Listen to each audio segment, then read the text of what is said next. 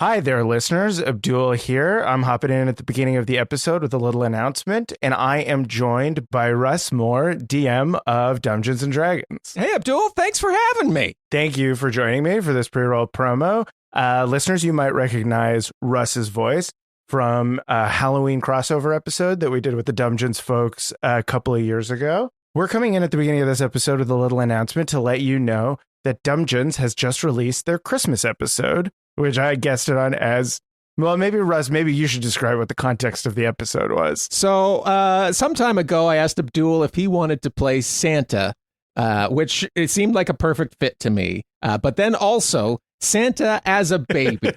And what's the name of the Christmas special? The name of the Christmas special is Santa Baby. How do you feel like that crossover went? Was it as expected? It was everything I wanted and more. So to give you, without giving too much away, because hilarity ensues, Santa, through his own means of experimental magification, turns himself into a baby, much to the chagrin of everybody around him. If you think of like Baby's Day Out meets the Santa Claus, I guess? The Santa Claus, I guess? Yeah. With a little dash of murderous assassins? That is true, yeah. I think I remember a knife fight between Santa Claus and this elf close to the end of the episode. There are knife fights. There are threatenings of life. There are Faustian deals, I feel like, that are made between Santa and our beloved Jesus Christ. Jesus Christ, yeah, that is true. So if that sounds like your cup of tea, stick around till the end of the episode. There's going to be a little clip, and definitely head over to the Dungeons feed to check it out. There'll be a link in the show notes.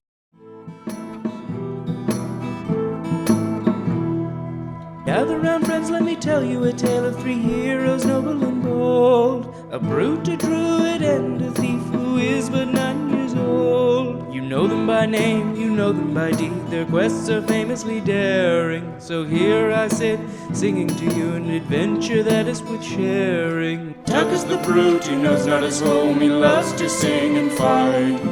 Fingers half elf, he shifts his shape and wields a spear with great might. Billy's a thief, his tiny size does mask the largest heart. Best and brightest they may not be, but their friendship outweighs their smarts. So gather round, friends, and listen close, for the tale's about to start.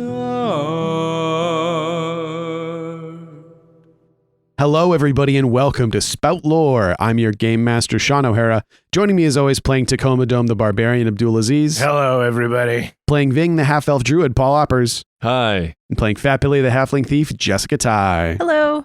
When last we left our heroes, they had gotten the piss kicked out of them by Colm Blackhammer, one of the princeps of the Firefields Principality and leader of their military forces. We gave as good as we got, I feel like. I think so, too. Billy was 20% knife for a while. It's a good percentage to be. Means I'm like a weapon of destruction. The knife was facing the wrong way, Billy. It's okay. Just take it out and then you can use it on someone else. Don't take that out. That's what you did do. You just ripped it out of your chest. Oh, we actually did. I remember. Okay, so the party ran back to Hither and Yon through the finishing battle between the Alliance and Firefield's forces, with the victory of the Alliance against all odds. Pretty cool. Mm-hmm. Also, from their perspective, hilarious, where three insane people show up out of a toilet, beat the shit out of a robot, run away, kill back Colm into a toilet. Blackhammer, and run. Come back with a dying child, and then run back into a toilet. Did everybody see that? We're on the same page, right? With 2 hit points left, Billy decided to roll a Defy Danger to remove the knife from his body. Insane. Pretty metal. Fucking insane move, Jess. Pretty cool. I could never do it in real life. I'm too scared. Fantasy. Yeah. The intervening time following their return to Hither and Yon was spent dealing with that. The fact that Billy was mortally wounded in this fight with Colm Blackhammer. There was some relaxation had as Billy, still in his winter form, was having a bit of a, should we say temper tantrum? Is that how we would, a temperature tantrum? Because he was now cold. Good one. Tuck took a little snooze in the rest period, having his not dream, sleep brain, sleep place. Yeah, I guess like the empty vacuum. Like for Tuck, most of the time, like if he sleeps now without the dream, he closes his eyes and then just wakes up. Yeah. Like no sense of intervening time. Yeah. And if he is brought into his mind, it is an empty void. And that void was temporarily filled for a time by the icon of servitude trapped in the coin embedded in his chest. It is sort of worm tongue, Lucifer style, trying to get you to allow it to help you in some way. Yeah. Yeah. Like a real bad boy Jiminy Cricket. Yeah. Bad boy Jiminy Cricket. Yeah. That's sick. Yeah, it's sick. Jiminy Cricket with a leather jacket and a cigarette. Candy, kid. Yeah. Hither and Yon disconnected from the fanny pack. Everyone realized that if Morris and Perel were going to complete anything that they needed to do at the high spear, they required their tools and their equipment, which were all back at the fanny pack. So Ving used his abilities to commune with the spirit of Hither and Yon, as it were, whatever that spirit takes the form of, and connect with the deep, deep need of Victor the Liar Wolf, who is absolutely horrified at the thought of you all being alone. Without him, alone, quote unquote. It was one of the cutest scenes we've ever done. Yes. Because Victor considers anyone that is not with him alone, no matter how many other people are there, and connected those two extra planar locations, allowing Hither and Yon and the fanny pack to reconnect. Morris then devised a plan to bring the fanny pack into Hither and Yon by constructing a shed in the clearing to use the door as a backdoor entrance. The shed was constructed over a series of days while the party recovered, and Billy had a dream during his recovery time of the Gibbous Man and an encounter he had with the Gibbous Man who knows how long ago. The Gibbous Man attempted to enter the Halfling lands and was denied by Billy the Tree. Morris constructed his shed. The party was getting ready to leave the clearing, and on that last night, Ving went out to work on some night moves, look at the night sky, get some information about their foe, the Gibbous Man, who then appeared before you. There was some shit talking done. And then Ving immediately rolled fight with honor. It was so cool. So powerful. Get my son's name out of your mouth. The Gibbous Man's main move in this fight was to destroy the shed, thereby cutting Ving off from the Hither and Yon. During which time Ving used his ability to predict the actions and mistakes of his foes, getting the Gibbous Man close enough to lay hands on him, shoving him, proving that he has a physical form, after which the Gibbous Man disappeared. Back inside, the party prepared to move Hither and Yon to High Spear City to drop off Morris and Perel. And as they were saying goodbye, they saw a rally happening in the town square that they'd arrived outside of, which seemed to promote the mayoral election of a one Etienne Boggins, the savior of Mudlark. It's such a stupid thing to see. And that is where we find our heroes now. Oh, wait, you missed one thing. Ving and Tuck have, over the course of the entire show, been playing a game where they try and show each other their dick and balls. How could we forget? That's getting cut. Yeah, Ving and Tuck have apparently been playing that dick and ball showing game from Waiting for the last 7 years. From the Ryan Reynolds. From the Ryan Reynolds vehicle Waiting. Huh. Yeah. Whenever Billy goes to sleep, they apparently show each other their penises. I really wish I didn't sign up for this. So fanfic writers, do your thing. Somebody draw this. That is where we find our heroes now. You see a mayoral rally happening before you. What do? Did Morris and Perel walk away? They're standing there. Perel is looking at you guys because he looks and points. Etienne Boggins. Uh-oh. That's that guy, right? From season 1. from the first season of the show. He's from January on the calendar. From our Mayors of Spout Lore calendar. Billy's on most of those months. It's mostly Billy. In different monocles and different top hats. The mayor of Mudlark. The mayor of Lil Sur. Just Billy in different outfits. I do like this. Yeah, That's it's very very funny. Can you remind me of what our relationship was like with Etienne when we left him? I don't think it was good. We Right. did bad stuff. Didn't we lock him in a closet, or was that the other We did. guy? No, we did. We locked him in a closet Right. for a couple of days. Yep. For a while. Yeah. and then we sort of fucked him over. He was working for Maggie under her guise as muckraker Right. when she was a quote unquote criminal. She put him in office. She got him elected as mayor of Mudlark. And the last that we saw was you guys had kind of accidentally framed him Right. for the theft of the box. And he was like roughed up and taken away Right. By Caroline. by Caroline. Oh. Yeah, so he would Sweetie. not love seeing us. No, he would not like you guys at all. I'm going to roll fight with honor. You do see that he is not here. You see banners of Etienne Boggins. Okay. You see people on stage. And now, like, the speech has happened and they're handing out flyers and stuff. What color are his banners? I just want to know politically. I'm thinking Which way is he leaning here? probably Is blue. it blue Oh, or red? no. Probably blue. Oh, he's Or brown. fiscally liberal, socially conservative. He's an That's- idiot. That's like the The tagline. tagline? Everyone's like, this is bad, right? Banners are all tie-dyed. He's a tie-dye.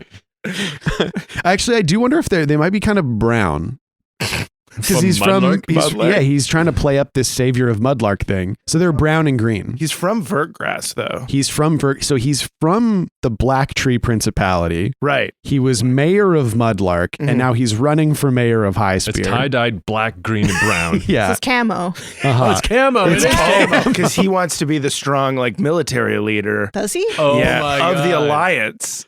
Oh. Right? Because the Alliance is new. Right. Yeah. So you think he's jockeying for, okay, let's roll some stuff. This is We're cool. rolling No, some he stuff. wants to get the people behind the Yeah. army. Yeah. And I also think that Maggie is still pulling the strings here because he doesn't have the wherewithal No. to put himself in Although office. didn't even- Maggie would never make such an ugly poster.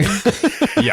His campaign is failing. That campaign. Maggie's also like thousands of kilometers away, as far as you know. So then this Yeah.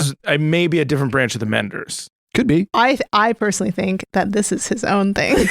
That he was not welcome really in Mudlark. So he's like, I have to go somewhere else. I have to go. Oh, classic. So who's rolling what? What do you mean? You said we had to roll to figure Well, I this out. said, yeah, I mean, it could be a Discern Spout Lore. realities. Discern realities. Are we all just like hanging out of the doorway or something? Yeah, people keep trying to come in and we're like, fuck off. Yeah, get out of here. Mears is like, this is a pub. You could just go. But this is our pub. We don't understand. Yeah, we don't get it. Technically, it's my pub. Yeah, fair. What? Discern realities is plus wisdom. Yes. I got 10. Okay, so you get 3 questions. Great. What should we be on the lookout for? What should you be on the lookout for? Very good question. It's Colonel Dan. He's probably somewhere. Oh my God, is he dressed? Is he at Tim Boggins the whole time? The whole time, Colonel Dan? You fucking imagine? He's a podcast. Colonel Dan and Allison are fucking. Oh my God, and they're the What? same person. Oh my God. Sorry, I keep derailing. Colonel Dan just puts nail polish on his fingers, He did- on his he- nails, and then he Puts it asleep. paints his nails, sits on his hand until he And then falls he- asleep. He gives himself the stranger. That's what Allison was the whole time. Was Colonel Dan Giving himself the stranger. But he Jesus did it wrong. He Christ. put a pile of books on his penis until his penis fell asleep. Oh, Yeah, it feels like you're jerking off a stranger. pile of books on your penis. Because he wanted the Just feeling horrible. of jerking off somebody else's penis rather than having a stranger jerk him off. Hey, it's sound. This would work. This would Somebody draw this. draw Colonel Dan putting a pile of books on his penis For just long enough. that it goes to sleep, and then him painting his nails red and jerking himself off. If anyone draws this, I will find a way to ban you from the podcast. I will make it Started happen. drawing. Jess has Paper started cut. drawing. Did you paper cut yourself? Did because I got too excited. To draw? No, don't. Yeah. She's yeah. doing it. Zoom in.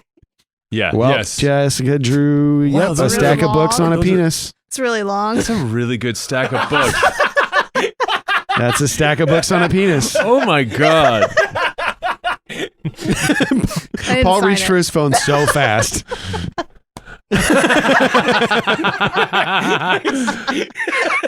Two phones. Just smash both of your phones. You just shared your contacts with me. Just take it. Jessica's Man. so mad at herself for drawing Hate this. It's so hard to make your penis fall asleep and remain hard. It's so funny. The head is sticking up from under the pile. Oh, I love it so much. This will be the title card for the You next. see this? For this I saw episode. it. I saw it. Oh man. Did you see this, dude? Yeah, I Did saw everyone it. see this? Yeah, that's a little dickhead sticking God, out look of at the this. pilot. Oh, No, there it is. sorry. Now I've seen it.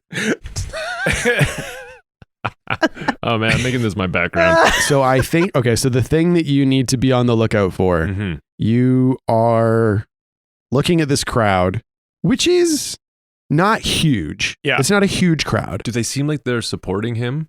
Oh, It seems like they're interested. Like by the time you got here, it seems like they've got the vibe of this guy was saying some interesting stuff about this candidate. That's fascinating. huh? But you don't know exactly what it is. But you do see people handing out pamphlets and flyers. Who's really in control here? Okay, so who's really in control here? You can't help but think as you're looking at this, you're like, fuck, Etienne Boggins. You're connecting all the dots from your last encounter like 2.5 years ago. But from where you are, you see nothing that would suggest this is like a Maggie Cole operation or a Mender thing. It seems like this is Etienne Boggins. Okay. Yeah. It's an independent. He's running as an independent. Hmm. Yes, that is it. He is running as an independent. For sure Yeah. he is. There And are several political parties in High Spear City, and he is part of none of them. I kind of imagine this like a street all full of candidates. It's like a it's like a market. Oh, nice. It's like a big Cool. market full Market. of stages. Yeah, I like that. there's several stages, and there are many candidates giving speeches. That makes sense. And the crowd chooses, and they're mostly going towards Yeah, his they're- camo Mm. tent. And then on the other side is a bunch of like food stands and Nice. like Yeah. plushy games and stuff like And that. those are packed. They're like, food for mayor! So there's a carnival. yeah, there's a carnival Yeah. on one side. And Hot dog drop? yeah. Yeah, maybe this is like a time-honored democratic practice in the Okay. principalities is like a carnival where all the candidates come out and are like, I'm running for office. And there's also food and games. And there's a like prize hog competition also happening One time, one of the prize hogs accidentally became mayor. because people didn't know. Yeah, it wasn't in the Francis book. is like, oh, pardon me. I see a bunch of junk in those ladies' trunks. And he just waddles out down to look at the prize hogs. Curls his mustache. Good day, ladies. Oops. I was trying to do a pig sound. I just almost tooted. Whoa. That's how the shit got on your chair. There was not shit on my chair, Jewel. You can't. Paul sharted through his pants last time we recorded. That did not happen. Nobody draw that. When we came back, there was a brown stain on his chair this time. That was shocking and true.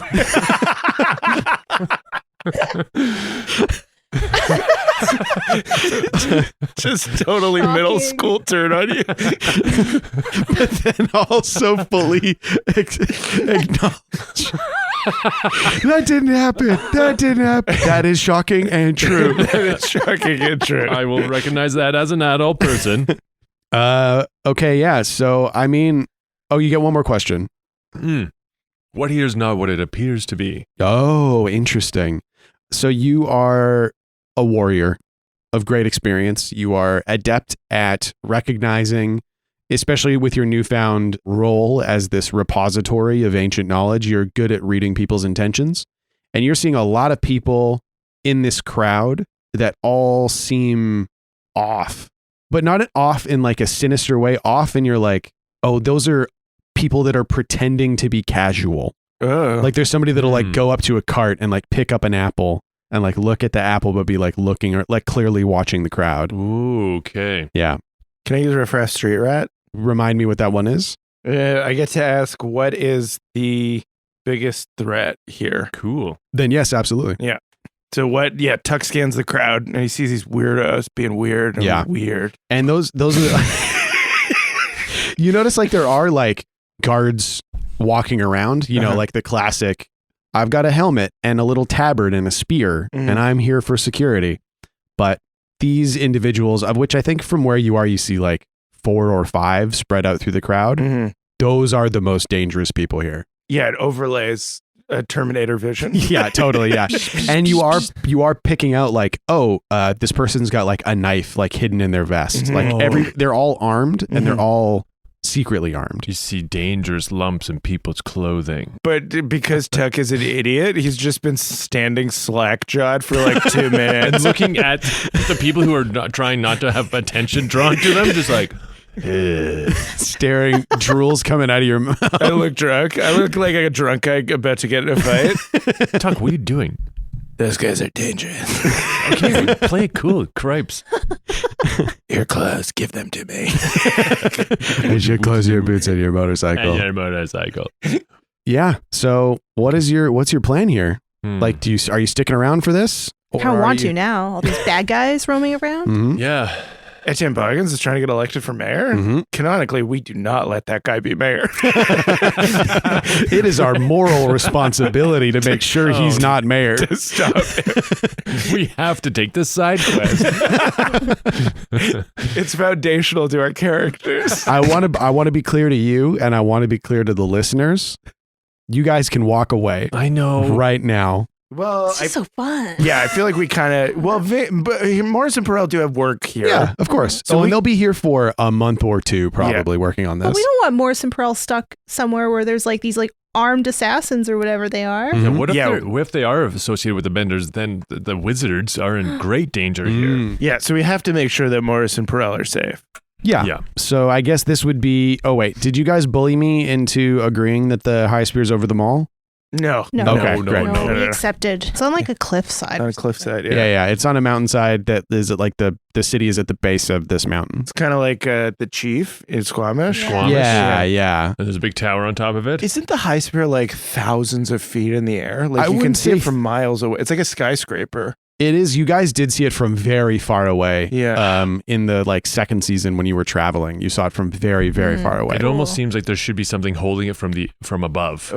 Like it's, Yeah. And there are those floating pieces above it too. Ooh. So it's built into the side of a mountain, but also parts of it like extend below, like into a mountain valley. So there's lower entrances as well. And do I you think want so. bits that like float? Oh, for sure. There's parts Yeah. of it that have like broken off Mhm. that are like floating around. That's Yeah. so cool. Then yeah, you've got the square before you. You've got some sinister, mysterious figures in the crowd. Mm. And you guys are staying in High Spear? Yeah, for the Yeah, we time being. should. Can we stay in the Hither and Yon, right? Can we You use it as? You got your room keys. You can Yeah. kind of pop in whenever you want. Yeah. Is the Um, Hither and Yon staying? Mears kind of shrugs and goes, maybe. Okay. Unless someone really needs something, then Hither and Yon kind of decides where it's going. Tuck closes the door and reopens it from the outside. Yeah, you open it, he's still there. He goes, guess so.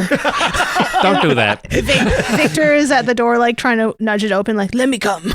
Right, Let me 'cause join you. Time passes differently, so we open Oh, it. yeah, you open it. so bad. Stuff is happening Yeah. as you're opening and closing. Oh, yeah, yeah. Mears is gone. Yeah. Victor's there. I have to pee. Let's take Victor with Let's us. take Victor with us. Yeah. So Victor shoulders his way out of the door. What does he look like now? Because he was Yeah. getting more domesticated and easier to see. He's getting easier to see. His ears are drooping, right? His ears are drooping a little bit. He's kind of becoming dog-like. I like thinking he's got them in like airplane mode, you know? Like, Where they point back. yeah. Totally. Because he's Yeah. like just listening to so much stuff. Yeah, and they're a little floppy from being so comfortable. Not floppy, but No. like a little bendy. He's got a little Mhm. bend to him. And he is becoming somewhat easier to see. You kind of get like glimpses of limestone colored fur. Mhm. Like Oh, it's yeah. kind of like off white. It's like a white, green, gray almost. I like that. That's cool. Yeah. But he's the kind of thing where like if you're not looking right at him, he kind of fades from view. If you look, like he does not appear in peripheral vision. It's interesting. Yeah. Also, something I realized, Ving, you have the ability to make it possible for other people to hear animals speak. Mm-hmm. You're now in a city with tens of thousands of people in it. Yes. Do you keep that going? So do we think that I can direction it? Oh, sure. So what I'm saying basically is that people will be able to hear Victor speak if he speaks. And most people are not accustomed to hearing animals speak. I could use a fairy child to create a convincing illusion. Oh, just make him look like a regular dog or something. Maybe. Or like a guy Could just turn into a beautiful husky. Yeah. Beautiful. who then still talks. That's Yeah, the or a man named Victor. yeah. Oh, yeah. Okay. A man named Victor Yeah. makes more sense. 11. Holy shit. Okay. Yep. What does Billy think Victor would look like as a person? Like, what does he make Victor look like? Like a tough guy, like a bald Oh, Yeah. bald. Nice. earring thing, like a criminal would have. Oh, yeah. Like stud? Yeah. studs, hoops. I love that. I'm thinking about the dude from like Slow Horses, one of the Russian agents. Oh, yes. Yeah. The younger bald one? Yeah. Yeah. Mhm. So he's got like a leather jacket on. He also looks kind of like he's got a farmer build, so he's just like stocky and like. Yeah. Yeah. And he goes, "Oh, I am magnificent." Oh no, this is gonna be a Oh, problem. I knew he'd He like it. sees himself in a window and goes, "Yes. Beautiful. Beautiful. This is what I feel. And now you see what I think I am." It's nice to finally meet you, Victor. He puts out a hand and you feel a wolf paw. in your hand. Okay, shake a paw. Shake a paw. I thought Good you were boy. just gonna, and you feel his teeth sink into your hand. You put your hand into a wet wolf's mouth. I grab some granola out of my pocket and throw it in the air for him. In his human form. He goes, chomps it out of the air. Good boy. Now I am undercover. I am the ultimate stealth operative. Exactly. We all have to be stealthy here. Very good. And he takes a step forward. Hello, everyone. Normal human man here. What a beautiful day at market. And he looks back at all of you and he winks. I give him a thumbs up. Perfect. We all give him thumbs It's up. actually a pretty casual Russian. As far as Russians go, Yeah. Really convincing. Super cash. super good. And Morris and Perel kind of hike up their backpack straps. Mhm. Morris is like, I definitely thought this was going to be a sort of solo excursion for the two of us. We won't bother you. Billy, I mean this in the most generous way possible. What? You're already bothering us. Billy's feelings are really hurt. Yeah.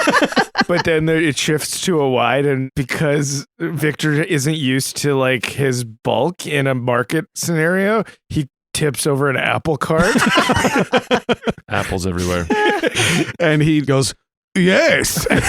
Just keeps walking. Your apple cart was too weak for my hips. And Perel goes, Billy, you're fine. And he pats you on the shoulder. What's the plan here? Why are you? Well, What do what's we- your plan? We're going to try and make... Look at these guys. Look at that guy. Look at that guy. What? Look at them. They're shifty as all get out. Oh my God. Do you think? Perel starts getting really nervous. What do you think what do you think? He's sweating immediately. Is it the light guard again? Are they coming for us? I don't think it's the light guard. And then I pull him in really close, like almost too close.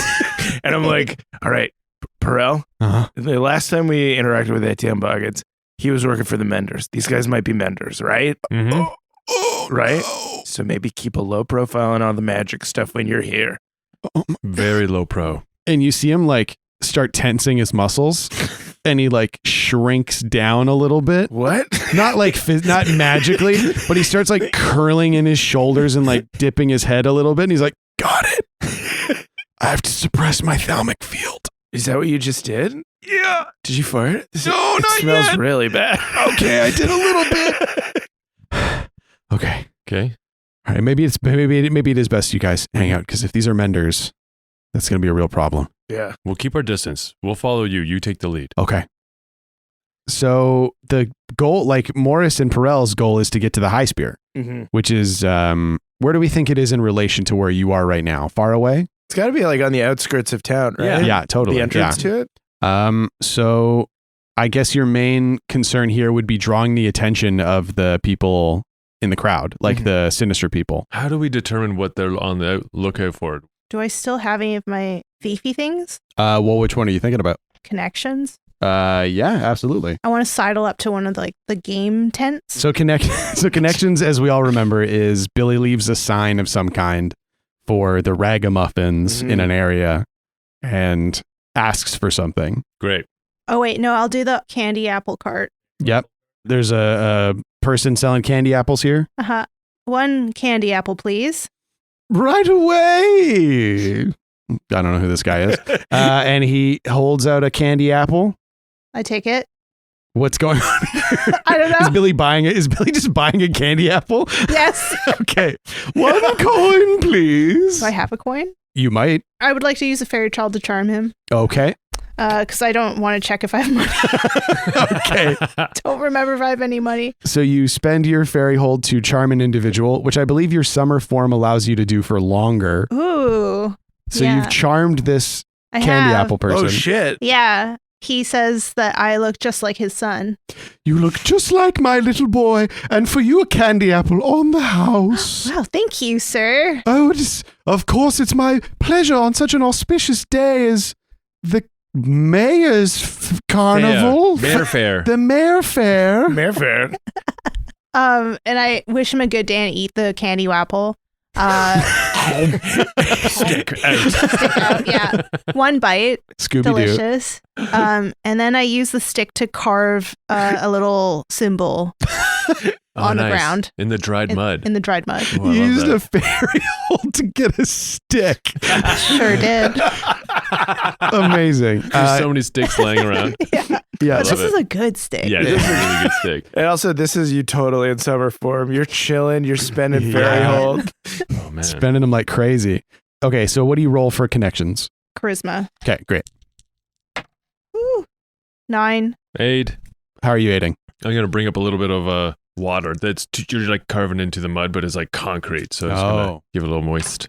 Great. I got 7. Oh, perfect. So that makes it a 10. So on a Ooh, 10 plus perfect. with connections. Mm-hmm. On 10 plus, someone has it just for me. Mm-hmm. Yeah, so I leave a symbol out that is kind of like a universal thing for ragamuffins. And you go and wait like the appropriate distance away to wait for someone to see your symbol. Yeah, I'm leaning against the.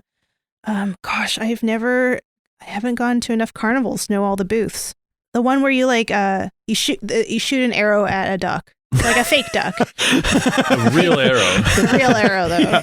There's duck flying around. Yeah. Inside a It's big- on It's like duck there's hunt. like a puppet master up on the top of Yeah. the tent, and oh, he's like yeah. puppeting some ducks, and you have to shoot them with arrows. Yeah. Awesome. And then you He's get, behind the duck. Please, please, please, please, please, please. yeah, the counter guy is like, oh my god. There are arrows just shooting out of the fabric of the tent every few minutes. There's so many arrows in the stuffies that you'll win. Oh, The big stuffy, the biggest one. just Nice. full, Full of arrows. arrows. That's where Tuck and Ving went while you were doing this. Uh-huh. And Tuck is so bad at archery.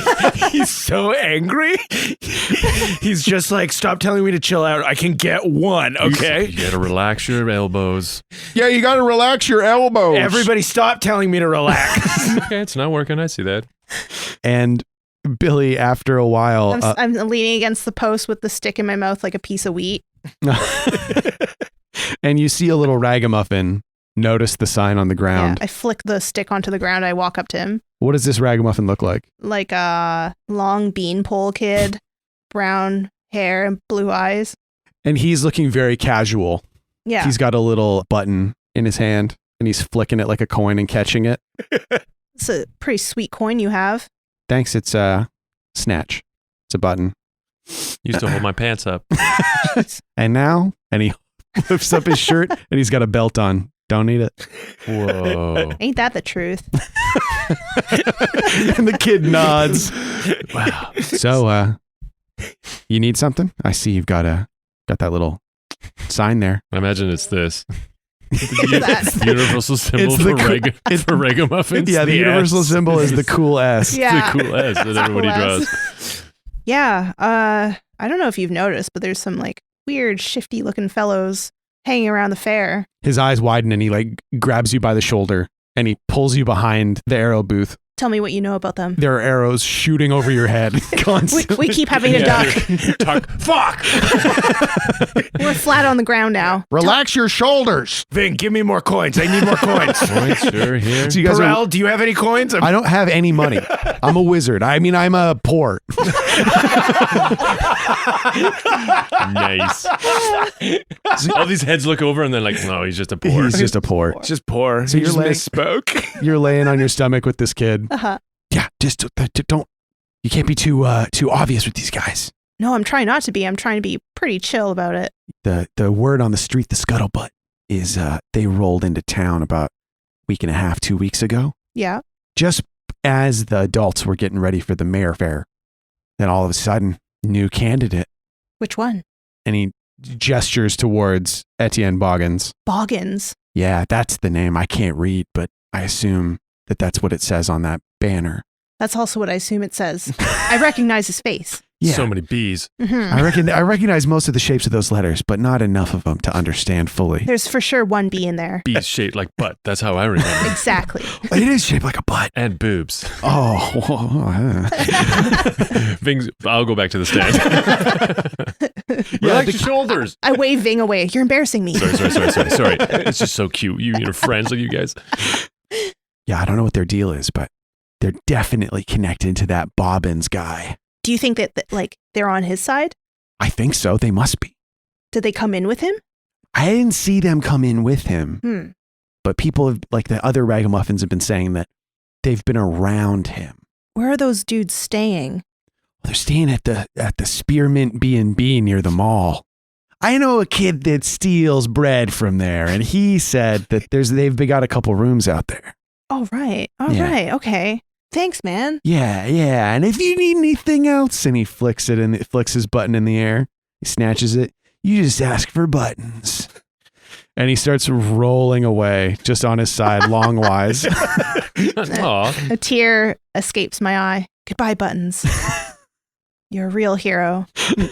I go back to you guys. And you guys are at the front of the Arrow booth, and a kid rolls by on the ground. Billy's new friend. And then I roll up to you guys. Billy. Nice rolling, bud. Thank you.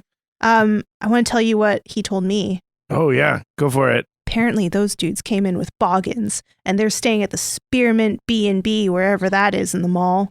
I think we do know where that is. We've stayed there before. Have you? Yeah. I think we Isn't that were. where we got?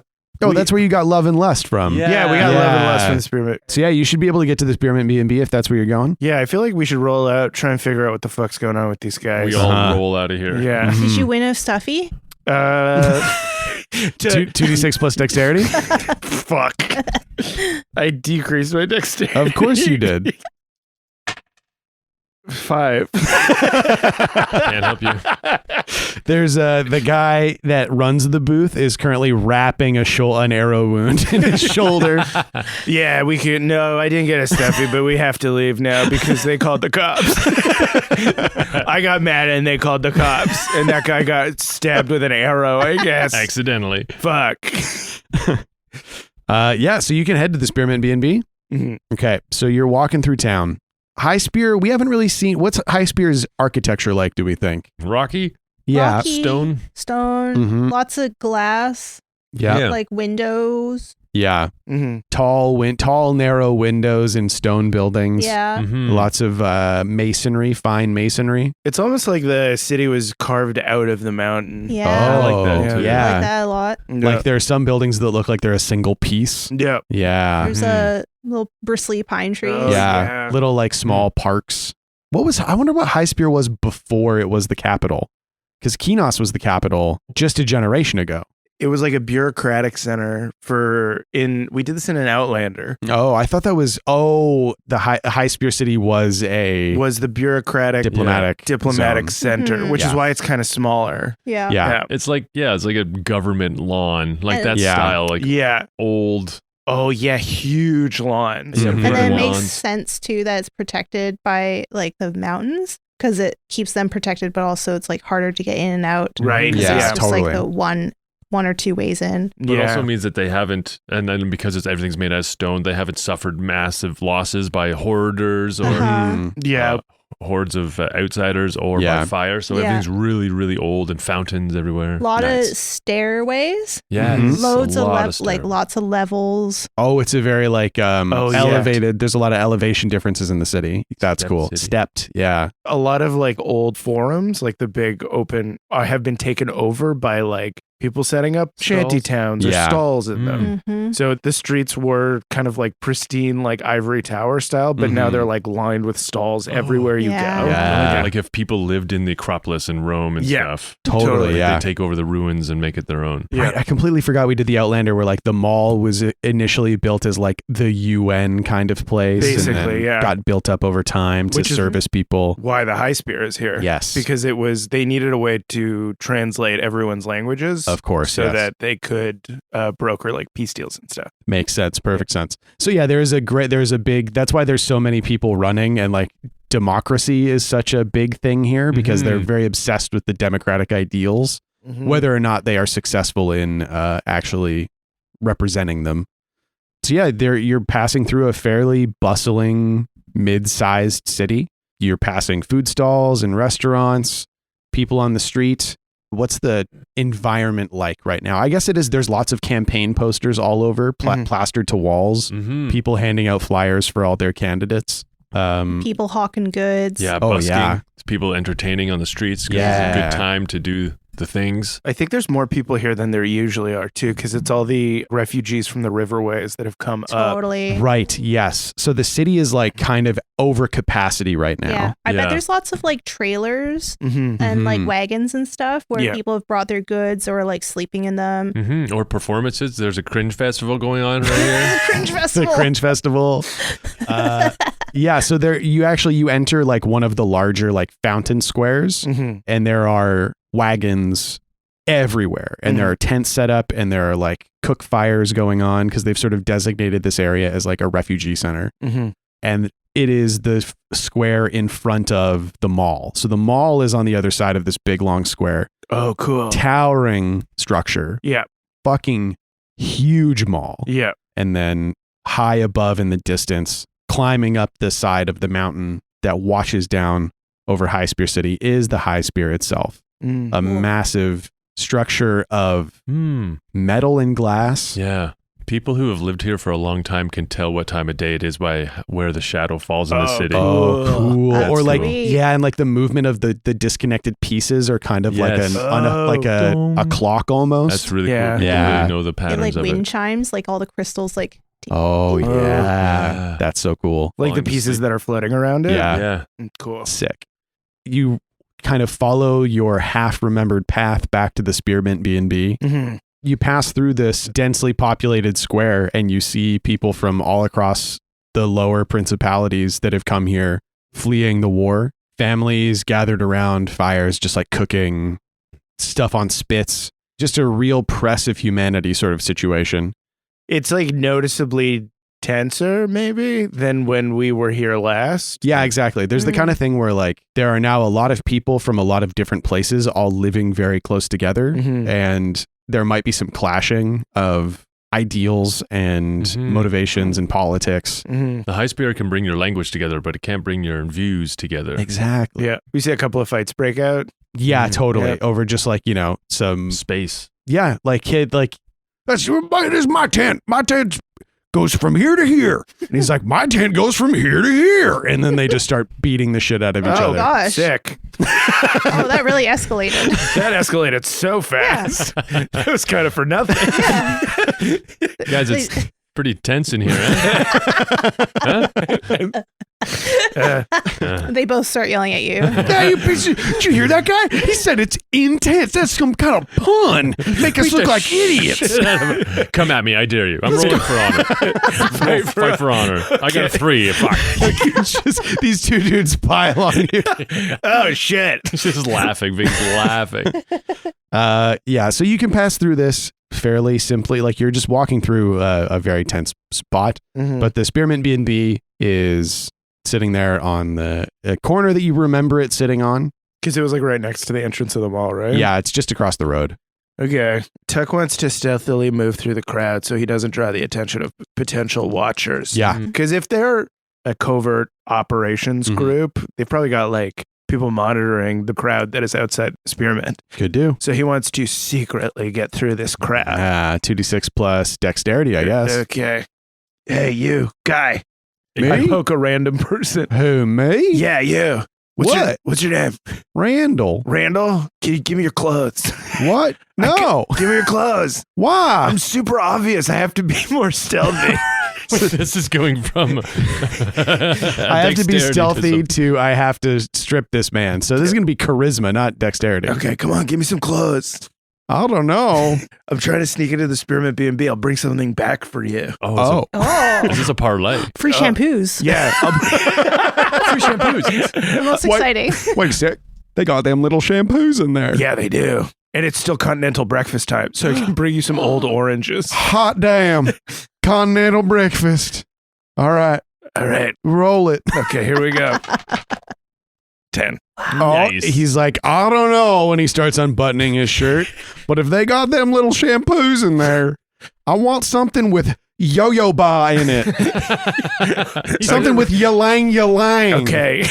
And he's stripping off. And he's Just loudly saying ingredients of shampoo. Okay. no lauryl sulfate Shut stuff. the fuck up, dude. They fuck with my scalp pH. And he starts he undoes his belt and he starts wiggling out of his pants. Yeah, Tuck starts wiggling out of his rag. The rag he's worn for his entire life. Just cover Pulls my eyes. A drop string on his waist and it just drops to the ground with a flop. And then I look at Ving. God damn it! That's 2. It's 2. No, you're still ahead by 1. Oh, okay. And so this guy, Randall, gives you his clothes. Okay. He is obviously a lot smaller than you. You are one of the largest living people. But he's been wearing really baggy clothes. Yeah. I actually lost a bunch of weight recently on a special diet. That special diet is just armadillo meat. You eat enough armadillo, you don't want to eat for a long time. It's called intermittent fasting. And he's still wiggling out of his clothes. Are you in a cut phase right now? I'm in a cut face. Thank you for noticing. You look great. Thank you. It's all of the armadillo. It made me barf a lot. And he's folding his pants and his shirt very neatly into a pile. Okay, I just take it and put it on. And then I give him my rag. All right. He starts folding it. Okay. Is he totally nude? I'm totally nude right now. Okay, cool. I've been working hard for this body and I want to show it all. Now's my time. Now is Randall's time to show off. And once I get that ylang, I'm gonna shine, baby. They're not going to turn me away at the front door of the mall anymore for having crunchy hair. They're gonna take my picture down off the Banned for Life wall in the mall for sure. This naked guy said. And then he jumps into the fountain. Woo! Randall's day's coming. He starts wiping himself off. Yeah, getting ready for a lathering. Now you bring that yo-yo ball back to me, boy. Okay, I'll do that. Continental breakfast too. Okay. I like them little sausages. He's getting further away. I also like that little thing with the cereal where you twist it and it falls out like a vending machine. It's portion control. And that's what my armadillo diet's all about. I got a certain distance away, and then the volume stayed the same, no matter how much further away I got. That's crazy. So funny. So now you're wearing You think it's a high spear? Yeah. he's trying to impart meaning to Tuck, so any distance away you can hear it. I can kind of hear him. Yeah. And then Tuck comes back, and he's got a button-up shirt that's straining at the buttons. And basically capri pants for sure. and Yeah. capri. I look like the Hulk. You look like the Hulk has changed into the Hulk. Yeah. All right, I'm ready to sneak in, guys. Ready to go. Yeah. All right. Yeah. Morrison Perel, Are walking way ahead of us. yeah, they're gone. And you can see them walking towards a cafe. Okay. Where were you? You're going to be at the cafe? Yeah, we're going to the cafe. We're not actually going to do... And he's just kind of circling his finger at your whole stealth operation. He shakes his head. Not interested. You're a loss, my friend. And then Tuck puts fake teeth in. Like, There's a Hot Topic booth that we passed. yeah, some of the mall's shops have come out into the square to try and hawk their wares during the Mayor Fair. Yeah, Victor and I are sharing a super long hot dog. It's a double dog. This is the most incredible thing I've ever seen. This dog is 2 dogs. Yeah, it's the best dog you can get. Is this what being a human being is all about? It is, Victor. A tear starts to roll down his cheek. Oh, don't cry. I'm not crying. This is a beautiful moment we're sharing right now. I don't see beauty. I see meat. Oh my God. Do you need me for the stealth operation or can I just continue to eat the dogs? Can you stay with Morrison Perel? I will follow them unseen. Right. Yeah. Also keep them safe because we don't know how dangerous it is Yeah, here. they're very weak physically. I know how weak they are. Every time they want me not to take their slippers, they cannot stop me. I have eaten so many slippers, and they have done nothing. I will go stop anyone from, and he's looking at the hot dog, and he stops talking. Hot dog. I would like to use another fairy child to get him another hot dog. Get your switcherooing something in your hand to a hot dog. Oh my God, I'm Billy. switchering. Yeah, so I'm going to switch object. Okay, yeah, that's what I'm going to do. Burning Switch objects within view. through. I'm going to take the half hot dog we have left and switch it for a brand new full hot dog. You're flipping an existing hot dog? You need to give him an allowance to teach him about the economy. It's not even like it's still half a hot dog. Yeah. Only half though, and I want a full double dog for Victor. Yeah, you see the guy at the double dog booth is about to hand someone a full double dog, And I go, no, I'm taking that. Yeah. and it switches into a half. And Randall's like, portion control. Fantastic. And he Thank you so much. Is there any armadillo in this? How much armadillo? It's nude. It's so nude. Fully nude. I need 70% or more armadillo if I'm going to meet my macros today. And Victor stalks off with his full double dog In his mouth. carrying it in his mouth, panting Yeah. in his human form, shouldering people out of the way because it seems like people don't see him before he hits them.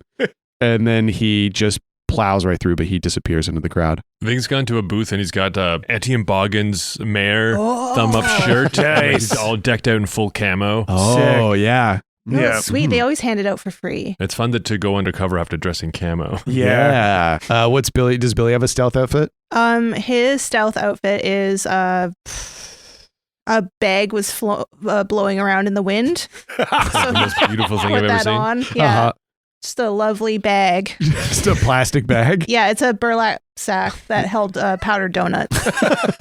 It says donuts on it upside down. Yeah. That's actually a great costume. Yeah, so I put that on, stick my head through the bottom, I go, I'm ready. The three most perfectly disguised people to ever exist. Two people that are approximately 7 feet tall. Yeah. So conspicuous. And then a little bag. He's covered in powdered sugar. Yeah. And as he walks, it's like powdering out the bottom of his outfit. Yeah. He's got a little cloud of powdered sugar around him, like pig pen. His pupils are dilating. Slowly over time. And they're pinning and they're dilating and they're pinning. Going, ooh. He's just got wiggly pupils. And you see before you Spearmint B&B, the little mint leaf logo that you've seen in every town and city you've been to, it feels like. Oh, right. It's a chain. It's a chain. All right. Yeah. Let's go in. Yeah, you head in through the front door, and there is the desk with the man that you met here a year and a half ago, 2 years ago. Still working here. Sort of a middle-aged guy with he's got a mustache. Whether he had one then or just grew it now, who can say? Uh-huh. And he's kind of balding on top. He's got dark hair, and he's reading a paperback novel. What is he reading? Lust Unbound. Ooh. Oh my God. I like your mustache. Thank you. Welcome to Spearmint B&B. Do you remember us? A lot of people come in here, sorry. Especially with the mayor fair, we got people coming in and out. That's what we're in town for. Mm-hmm. Yeah. Voting for this guy. Oh, Points at his shirt. Yeah, Etienne Boggins. You know what? His campaign office is, No he's way. been staying here. Oh, what Yeah. floor? I would love to meet them. Oh, hey, and he points at you. I can't tell you that. Oh, no way. We're on. big fans. That's huge. it's against the rules. Everything, all the people that stay here, he pats a big, thick book on the desk. I got to keep it safe. That's my job. Well, they had asked us to come because we were potential campaign donors, as you could see from my attire. And then he does a couple more buttons up. We're very rich. All right, 2d6 plus charisma, I guess. Please. And this is what he's doing in his head. He's like, please believe me. Snake Eyes. No, Snake Eyes. Okay. In character. Fuck. So he goes, nice try, buddy. You took those clothes from Randall. What? He's been hanging out outside for a while now, and I know what his big baggy fucking shirt looks like. If you look on the back, Tick didn't see this, but it says Randall. Randall's shirt. Randall's bulk phase shirt. On the back it says Randall's shirt, and on the ass of the pants it says Randall's pants. God damn it. Son of a Oh, bitch. shit. He's looking behind him. So look, I don't know what your game is, but I'm gonna have to ask you to leave. No. We just want a room for the night, please. Well, you did get a 6, so I do have something bad has to happen. So look, it's against company policy for people to come here under false pretenses. I know that seems weird for a chain motel because that's like 90% of our business is false pretenses. But let's say you kick me a little bit extra and I overlook it. You kidding me, man? I complimented your mustache. Yeah. What are you reading? We like books too. I'm reading Lust Unbound, actually. What if we sweeten the deal with like an extra thing to read? And Tuck winks at him. I mean, I like books, but I can buy books. You know, I could buy books with money. I have Money that you give me. You ever think about that? A real hard ass. Could I ask if I can see the book? Why? Because I want to learn how to read, and I'm trying to foster a love of learning and reading. This book's a little inappropriate for a boy like you. Well, I can't read yet, so I don't know what's inside, but I want to look at the cover. Okay. And he leans over the counter and shows you the cover of the book. And I'm like looking at it like, wow, so cool and fun. But it's two buff knights just wearing the gauntlets and helmets and pants, and they're like embracing. I want to smear some oil of Tagged on it. Do you still have oil of I Tagged? have one use. Okay. So 2d6 plus dexterity. 9. 9. Made. Ooh, 7. Okay, so that does make it a 10. Yeah. So, yeah, he starts leaning forward doing the like look with your eyes thing, and Yeah. Ving I grab his forearm and just stretch it down to I Billy. grab it. I'm like, whoa, thank you. Ving, what does it say? It says Love Unbound. What does that part say? It says the story of two daddies who love each other. I've smeared it. It's pretty oily now. And I'm like, whoa, thanks for telling me. Mhm. Thanks for showing me your book. and he takes the book back and goes, "Oh, you got all your kid stuff Sorry, on I it." was eating donuts. Oh man. All right. Again, I'm going to need a little bit of cash up front or some Hey. stuff for a room. What's your name? My name? Hey. Doug. Dig Dug? Huh? And his eyelids are getting Hey, heavier man, and just heavier. give in. It's okay. It's okay. We'll watch the desk while you sleep. No, I can't. Open your eyes. He opens his eyes and then slams them shut. Nice. All right, we're in. And then he starts snoozing right at the front desk. I steal a key for a room. Yeah, you can. There's keys on a rack. You can just grab a key. I grab the guest book. The ledger, yeah. Yeah. So you grab the ledger off the desk. You Yeah. grab a key for a room, and you just take off. Yeah. Yeah. What room do you grab? Like what floor? I make sure it's a room that's empty in the ledger. Okay, so you're Yeah. flipping through the ledger really Yeah, quick. yeah, yeah. Okay. Lucky number 13. You're lucky Yeah. this section in the back has palatial suites in it. And you grab a key, and are you grabbing a palate? You're grabbing a Yeah, we're gonna, palatial suite. we're gonna room? grab the biggest room Yeah, cool. Obviously. for us. Yeah. So you grab the room key and you take the book and you hustle up to the top floor, and there is a room just absolutely massive. It's got a room and then a bathroom, Whoa. Whoa. and that's it. Whoa. Whoa. Huge. But it, rooms? 2 beds. 2 beds? Whoa. 2 double beds. Holy Oh my shit. God. What are we gonna use the other bed for? No. Look at the size of this coffee machine. This tiny little coffee machine. With a bunch of little pods next to it. Yeah. Look at all this free coffee. Oh man. Check out all this shampoo. There's a shampoo and a conditioner. Sick. And then Tuck grabs that for Randall. Yeah, totally. So you guys have a room key Great. to this Spearmint B&B. Mm-hmm. You've got a book. What are you doing? Let's flip through the book and see if we can find Mm-hmm. the Etienne Boggins team. Oh, yeah. Discern realities? Yeah, you could just discern realities for sure. 2d6 plus wisdom. 11. Okay, Ooh. 3 questions off the Discern Realities list. What here is useful or valuable to us? You find a room listed as Etienne Boggins. It is you grab the palatial suite, 4th floor key, so he's just a few rooms down. Oh, Ooh. shit. You're in 403, he's in 405. Oh, nice. So close. Mhm. Too close? Really close. Actually, I think that would make it across the hall. Yeah. You're directly across the hall. Yeah, we had to walk by a bunch of champagne people in the hall. Those sketchy people eyeing us up. With the book from the front desk under your arm, just eyes wide, walking right past Thing him. just gives him a sheepish 2 thumbs up because Conspicuously. he's stressed. Go team.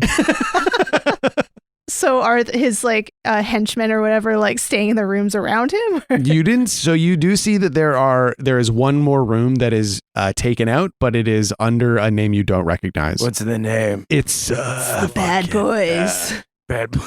Bad Boys Company. it is. It's on a business account under the Bad Boys Company, and Nice. it's Bad Boys Co. Yeah. And it is 404. Well, So it's that's the one stupid. next to you. Beside us. Oh, No, No, it's- it's clustered us here. Bad Boys Company, The BBC. the BBC, Nice.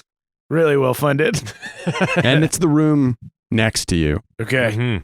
I have an idea. Tuck starts climbing out the window.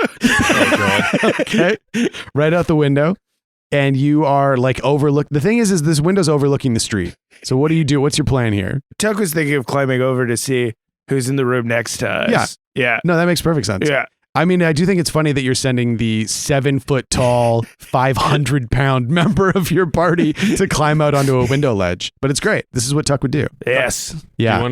You want me to maybe just sneak over there? I could Well, yeah. probably- You want to take over like you did with the fucking duck shooting thing? Hey man.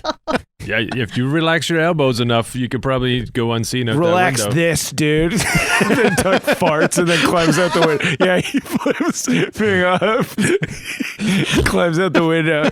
I'll fucking show you who can shoot a fucking duck with an arrow. It's like having 2 children. All right, 2d6 plus. This feels like dexterity again. Fuck. Oh, here we go.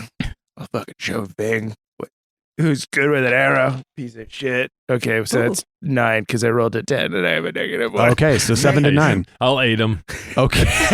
Relax your So elbows. angry. Your knees. You're Tuck is so rigid in the knees. So angry. All right, 2d6 plus bond. Oh yeah, you yells at some birds and they come and they distract the guy at the other window. Sort of thing. Mhm. Oh yeah, I failed. I got 4, Oh, 5. dang it. Shit. So it's a 7 to 9. You do fail, which means that you are trying to talk to birds, Yeah, so which then, reactivates your animal Oh. communication field. yeah. So the bird's like, "Hey, fuck you, buddy! You don't tell us what to do. You don't tell us what to do." I just want to say, check out the window right there. And you see a bunch of people down on the street look up to hear who's screaming.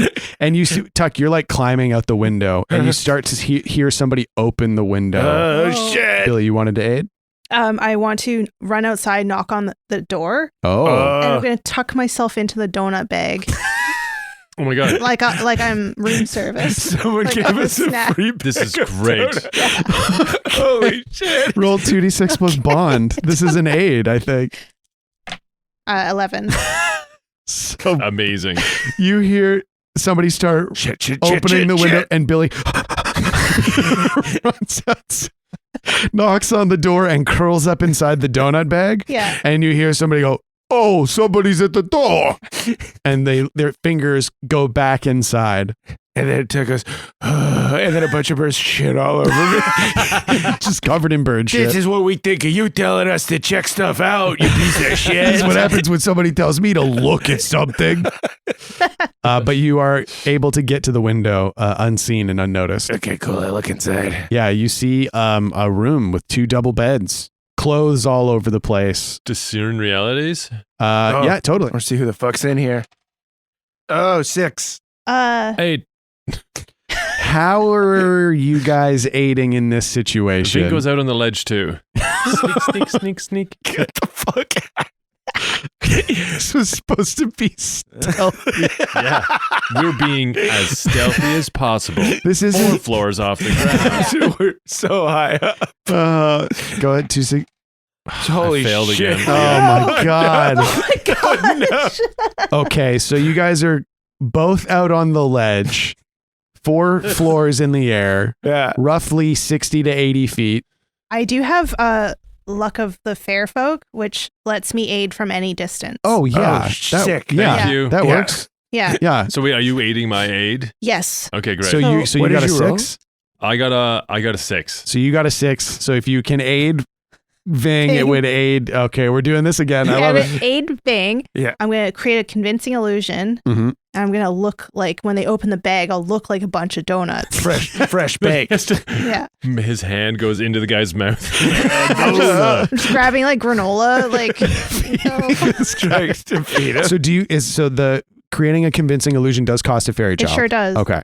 That's okay. So how many do you have left? 1. Okay, perfect. Holy shit, you had so many to I start. did. it, I had yeah. a Oh, lot yeah. to use. 7. Holy Okay. shit. my gosh. So Thank that you. makes that a 7, which makes your discern realities a 10. Sick. And it's because No, it makes mine a 7. Yeah. oh my god, I it had- makes yours a 7. I forgot. So there was like, it's a combination of like Tuck gets shit on, and like he gets shit on his hands, and like his grip starts loosening on the wall, and Ving comes out and starts. I got poop on me. Ving starts squeaking along the railing, trying to help. Tuck's like, get away from me. I can do this. Come on. And you guys are like bonking against the glass in the window. We're a team. And the guy in there is like opening the door and starts like turning his head, but then you see him sniff and he looks down at a fresh baked box of donuts. A bag. A bag. A fresh bag full of fresh baked fresh donuts. And that's what he says. Oh my god, I love fresh baked fresh donuts. And he fully turns away from you two. And he reaches down and he strains to pick up the donuts. Oh my god, there's so many fresh baked fresh donuts in here. This is the heaviest bag in the world. And that's what he explains to the security guards that are outside of Yeah, outside of Eddie and Boggins' room. room. Guys, you see your fresh donuts get dropped off? I love Spearman B&B. They give you fresh baked donuts. But these are for me. And he starts closing the door. But he's like, he puts the donuts on the table. Billy, you get put on a table. Yeah. And he's just looking, nodding. You know, Thandy, you've come a long way. You've come a long way, Thandy. Everyone thinks he has a That's the speech list. impediment. It's TH. My name. Yeah. Thandy. Come a long way from the streets, high city to working in a security place, getting free donuts.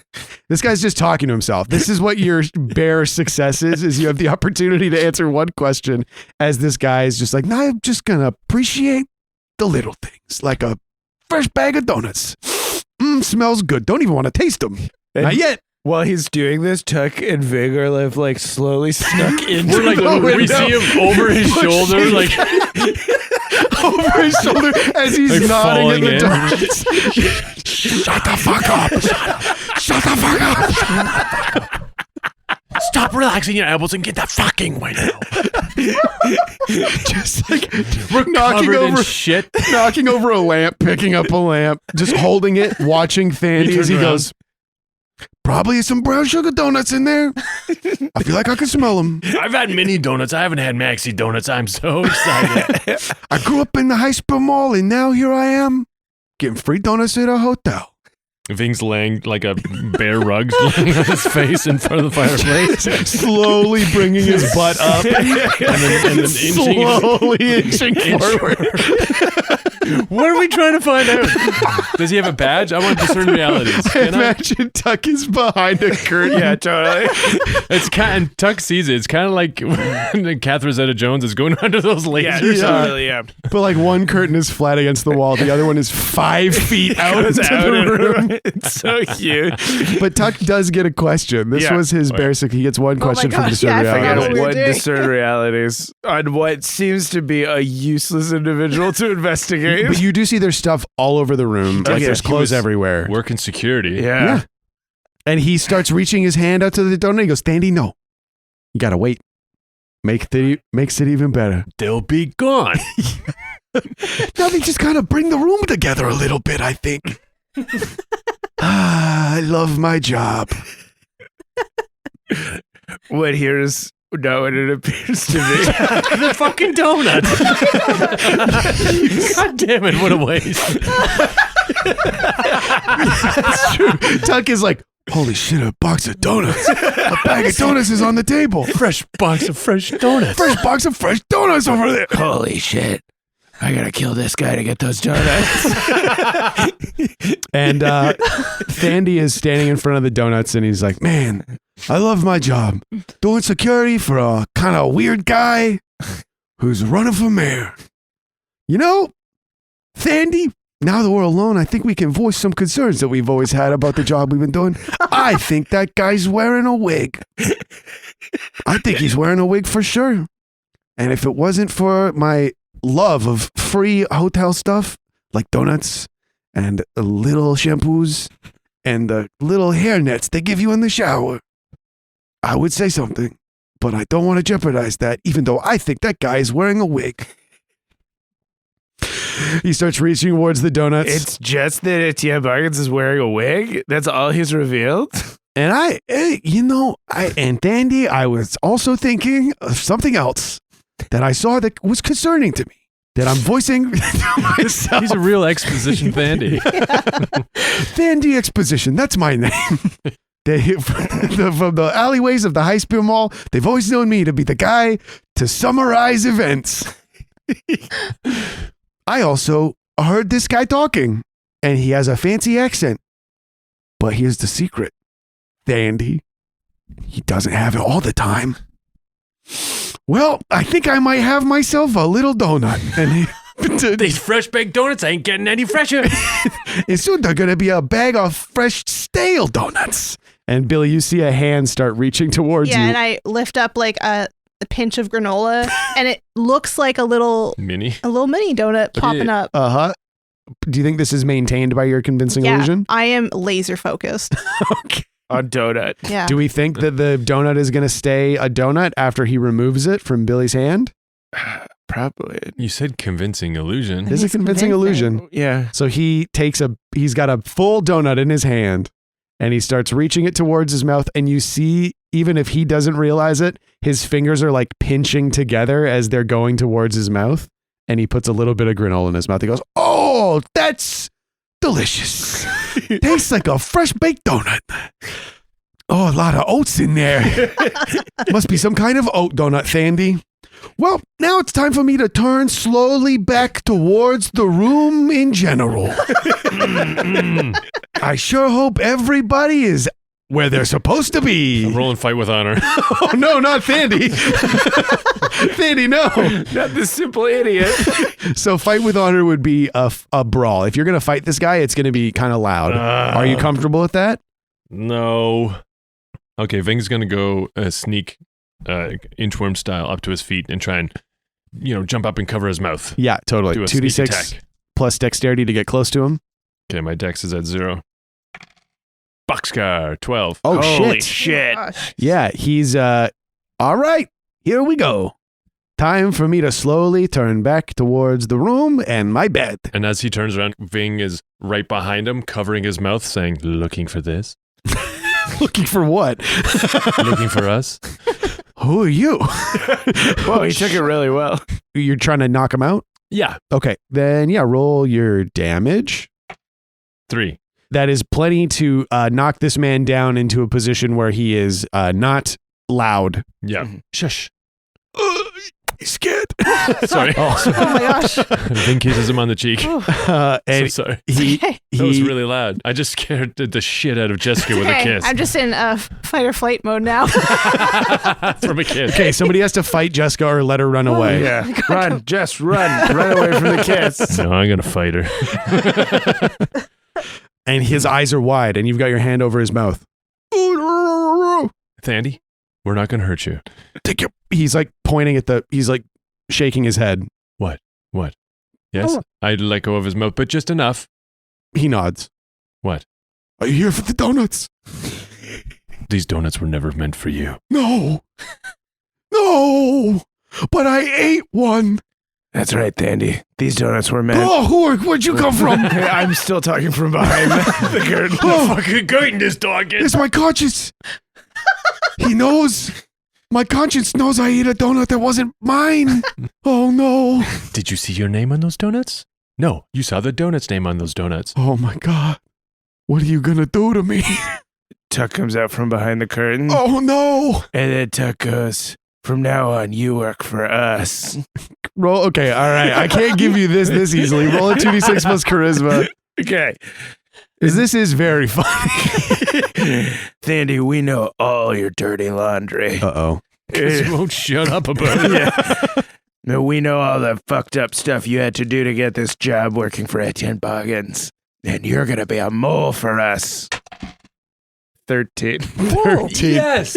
13. Okay. So Thandy looks at the donuts, remembers the taste of the donut in his mouth, thinks back to all the things he had to do to get a job working security for Etienne Boggins.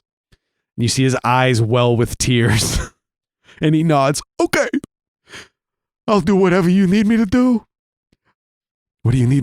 We need to know who it is. What like the secret dudes are up to He's or looking whatever. he's looking around. You guys know what you need, right? Yeah, man. Yeah. You guys Just know shut why up. you're here. Yeah, we Thank- know. Of course we do. We know, of course. You think we're going to climb out of a window on the 4th story of a hotel into your room without knowing what the point of that is? And we're both talking to a bag of donuts. Okay, so what do you need me to do? We need you to tell us about those guys What guy? Who hired you? who hired you to protect Who hired Etienne me? Boggins. Yeah, Oh no, I shouldn't say. you gotta. Oh, but I would be betraying the trust of the person that hired me. Well, I'll kill you if you don't. Okay, I'll do it. That took so long for us to get there. It's really the only thing we have. Okay, I'll tell you. I didn't ever meet him face to face. I only met through intermediaries, hiring extra muscle for a security campaign. But I did get the name, the Kestrel. And then you hear a rattle at the door. And that's where we're going to end it for this week. Thank you for joining us, everybody. My name's Shawn O'Hara. I've been your game master. Joining me, as always, playing Tacombe Dome the Barbarian, Abdul Aziz. So long, everybody. Playing Ving the Half-Elf Druid, Paul Oppers. Take care. Playing Fat Billy the Halfling Thief, Jessica Ty. Bye, everyone. Thank you to Aaron Reed for our intro and outro music. You can find all of the music that Aaron has produced for the show at Spotify, and you can find all of Aaron's original music at aaronreed.bandcamp.com. Thank you to all of our supporters around the world for supporting the show. If you would like to support us and get access to a whole bunch of cool stuff like the up-to-date feed for Mallbrats, postcards, lore drops, gift boxes, even games run by Abdul and myself, you can find us at patreon.com/spoutlore or spoutlore.com/moneyplease. And thank you finally, and most of all, to all of you for listening. We'll see you next time. And so ends the tale of adventures three who tried the best they can. Though dumb and scared and lost they be, fun times abreast in revelry. And though our journey may be lying a conclusion, we will not leave you without a resolution. Return next week to hear some more whilst you commute or do your chores. And for you, I'd gladly spout more.